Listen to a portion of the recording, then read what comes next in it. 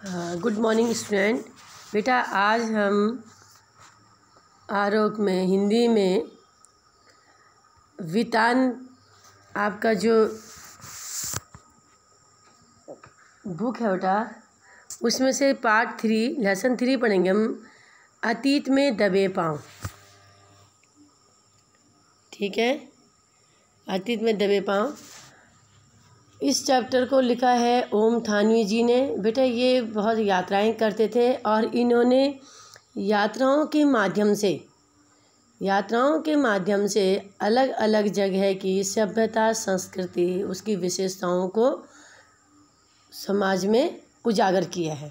ठीक है, तो आप पाठ परिचय समझिए बेटा ध्यान से। अतीत के दबे पाँव साहित्यकार ओम थानवी द्वारा लिखा गया एक यात्रा वृत्तांत है। यात्रा वृत्तांत का अर्थ होता है बेटा, जब हम कहीं यात्रा करने जाते हैं तो वहाँ की जो वस्तुएं हैं, वहाँ के जो धार्मिक, सांस्कृतिक जो जितनी भी जो है सभ्यताएं, सबके बारे में जानना और लिखना। तो जो साहित्यकार है ओम थानवी जी, वे पाकिस्तान स्थित सिंधु घाटी के 2 महानगरों मोहनजोदड़ो और हड़प्पा के अवशेषों को देखकर अतीत की सभ्यता और संस्कृति की कल्पना करते हैं। ठीक है बेटा, अतीत मतलब जो बीत गया। अतीत में दबे पाँव शब्द का अर्थ है इतिहास में छिपे हुए मानव सभ्यता के अवशेष अथवा प्रमाण कि इससे पहले हमारी सभ्यता कैसी थी, मनुष्य कैसे रहते थे, क्या उनका आजीविका का साधन था, किस प्रकार वो खेती करते थे, इन सब चीज़ के विषय में साहित्यकार ने लिखा है। अभी तक जितने भी पुरातात्विक प्रमाण मिले हैं उनको देखकर साहित्यकार अपनी कल्पना को साकार करने की चेष्टा करते हैं। पुरातात्विक मतलब प्राचीन काल की वस्तुओं के विषय में ज्ञान अर्जन करना। ठीक है, लेखक का मानना है कि मोहनजोदड़ो और हड़प्पा प्राचीन भारत के ही नहीं बल्कि विश्व के 2 सबसे पुराने और योजनाबद्ध तरीके से बसे शहर माने जाते हैं। योजनाबद्ध का अर्थ होता है कि नियम से नियोजित करके, ठीक है, योजना के हिसाब से उनको बनाया गया। वे मोहनजोदड़ो को ताम्र काल का सबसे बड़ा शहर मानते हैं, मतलब उसमें वहाँ पे तांबा बहुत होता होगा। लेखक के अनुसार मोहनजोदड़ो सिंधु घाटी सभ्यता का केंद्र है और शायद अपने ज़माने की राजधानी के जैसा रहा होगा।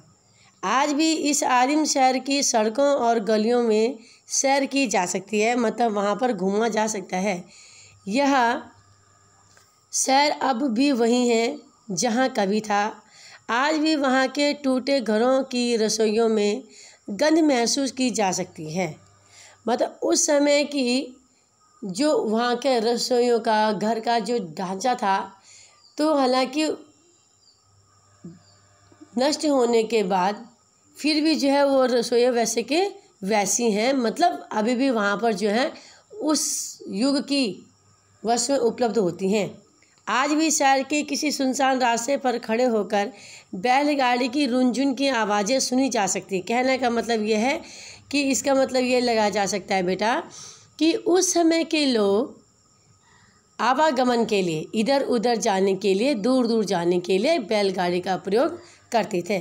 खंडहर बने घरों की टूटी सीढ़ियाँ अब चाहे कहीं नहीं ले जाती हों, चाहे वे आकाश की ओर अधूरी रह गई हों, लेकिन उन अधूरे पायदानों पर खड़े होकर यह अनुभव किया जा सकता है कि आप दुनिया की छत पर चढ़ गए हैं। वहाँ चढ़कर आप इतिहास को नहीं बल्कि उससे कहीं आगे देख रहे हैं। ठीक है, अब कवि कहते हैं कि मतलब उस समय इतने नियम से, इतनी योजना से, इतने अच्छे प्लान से उस समय के जो आर्किटेक्ट थे बेचारे, वो जो नक्शा बनाने वाले, तो वो इस हिसाब से जो है वहाँ पे बनाते थे कि उन सीढ़ियों को देख के लगता है कि वाकई में जो है हम जो है क्या है इतिहास को पूरा करीब से देख रहे हैं। मोहनजोदड़ो में सबसे ऊंचा चबूतरा बौद्ध स्तूप है। ठीक है बेटा, बौद्ध स्तूप है अब वह केवल एक मात्र टीला बनकर रह गया है। इस चबूतरे पर बौद्ध भिक्षुओं के भी कमरे हैं। भिक्षु कहते हैं बेटा, जैसे हमारे हिंदू धर्म में उपनयन संस्कार के बाद जब बालक गुरु के समीप जाकर वहाँ पर विद्या अध्ययन करते थे, ठीक है, तो उनको हम बोलते थे विद्यार्थी, ठीक है। और इन शिष्य वो हो गए शिष्य पहले, क्योंकि गुरु शिष्य शिक्षा प्रणाली थी, ठीक है। लोग जैसे अब तो हॉस्टल हो गए ना, तो वैसे पहले लोग जो है गुरु के आश्रम में जा कर के ही विद्या अध्ययन करते थे। तो उसी प्रकार बौद्ध धर्म में जो बालक होते हैं, जो अपना घर छोड़ कर के कहीं दूर विद्या अध्ययन करने के लिए जाते हैं, तो उनको भिक्षु कहते हैं, ठीक है। तो वहाँ पर उस चबूतरे पर बौद्ध भिक्षुओं के भी कमरे बने हैं, मतलब बहुत ऊंचा जो है वो घर रहा होगा, चबूतरा होगा। लेकिन इसे नागर भारत का सबसे पुराना लैंडस्केप मानते हैं। इसे देखकर रोमांचित होना स्वाभाविक है। यह स्तूप वाला चबूतरा शहर के एक खास हिस्से में स्थित है, मतलब वहाँ से सब जगह की लोकेशन दिखती है, इतनी ऊंचाई पर है उस, और इतने अच्छे ढंग से उसको बना रखा है। इस हिस्से को पुरातत्व के विद्वान गढ़ भी कहते हैं। ये गढ़ कभी न कभी राज्य सत्ता या धर्म सत्ता के केंद्र रहे होंगे, ऐसा माना जाता है। इन शहरों की खुदाई से यह स्पष्ट हो जाता है कि बाकी बड़ी इमारतें, सभा भवन, ज्ञानशाला, सभी अतीत की चीज़ें कही जा सकती हैं। वहाँ पे बहुत बड़ा मीटिंग हॉल जिसे कहते हैं सभा भवन रहा होगा बेटा, ठीक है। परंतु यह गढ़ उस द्वितीय वास्तुकला के कौशल के बाकी बचे नमूने। गढ़ का अर्थ एक किला भी होता है। देखो बेटा, अब इसे देखो, इसमें लिखा रखा है मोहनजोदड़ो की क्या है, एक गली, कि वहाँ पर गलियों का निर्माण कैसे था। मोहनजोदड़ो की मुख्य सड़क जो कि 33 फीट चौड़ी है, ठीक है। अब देखिए, मोहनजोदड़ो शहर की संरचना नगर नियोजन का अनूठा प्रमाण है। उदाहरण है यहाँ की सड़कें। देखिए बेटा, ये चौड़ी चौड़ी जो सड़कें हैं, ठीक है। यहाँ की सड़कें अधिकतर सीधी हैं या फिर आड़ी हैं। आज के वास्तुकार जो आर्किटेक्ट होते हैं, ठीक है, जिनको वास्तु का ज्ञान होता है, वास्तुकला का ज्ञान, उनको वास्तुकार कहते हैं। इसे ग्रिड प्लान कहते हैं। आज के नगरों के सेक्टर कुछ इसी नियोजन से मेल खाते हैं। जैसे बेटा चंडीगढ़ शहर है, बिल्कुल वैसी बना हुआ है। आधुनिक परिवेश के इन सेक्टरवादी नागरिकों में रहन सहन को लेकर निराशा आ गई है। प्रत्येक व्यक्ति अपने आप में खोया हुआ है, दुनियादारी के अपनेपन में उसे विश्वास नहीं रहा है। उनको ये नहीं पता था कि उस समय भी ऐसे जो है नियमबद्ध और नियोजन से शहर बनाए जाते थे। मोहनजोदड़ो शहर में जो स्तूप मिला है, ये बड़ा बड़ा स्तूप, ये देखो जो स्तूप मिला है, उसके चबूतरे के गढ़ के पीछे उच्च वर्ग की बस्ती है, मतलब जो हाई प्रोफाइल जो फैमिली रहते होंगे। इस बस्ती के 5 किलोमीटर दूर सिंधु नदी बहती है। अगर इन उच्च वर्गीय बस्ती से दक्षिण की तरफ नज़र दौड़ाएं, हम उसके साउथ में देखें तो दूर तक खंडहर, टूटे फूटे घर दिखाई पड़ते हैं।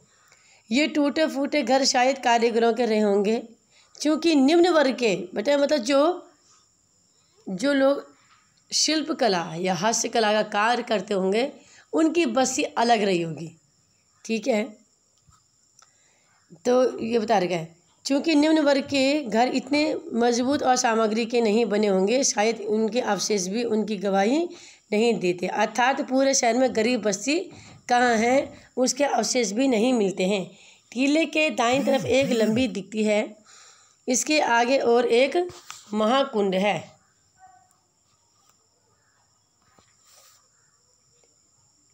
ठीक है। महाकुंड मतलब बहुत बड़ा जल का समूह, खूब बड़ा, मतलब बहुत बड़ा, ठीक है।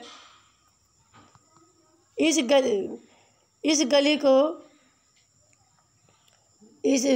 को इस धरोहर के प्रबंधों ने देव मार्ग कहा है। यह महाकुंड 40 फुट लंबा और 25 फुट चौड़ा है।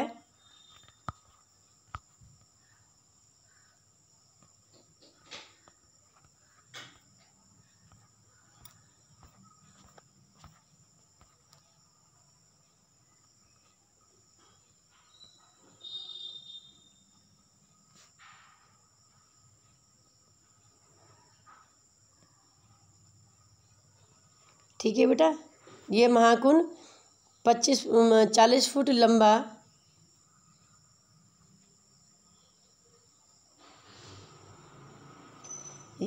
यह महाकुंड 40 फुट लंबा और 25 फुट चौड़ा है।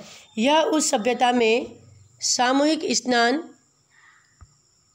ठीक है, सामूहिक स्नान के किसी अनुष्ठान का प्रतीक माना जाता है। क्योंकि बेटे पहले जब स्नान होता रहा होगा ना, तो मतलब जो एक साथ जो है वो लोग जब कोई भी जैसे धार्मिक कार्य होता होगा तो एक साथ जो है वो लोग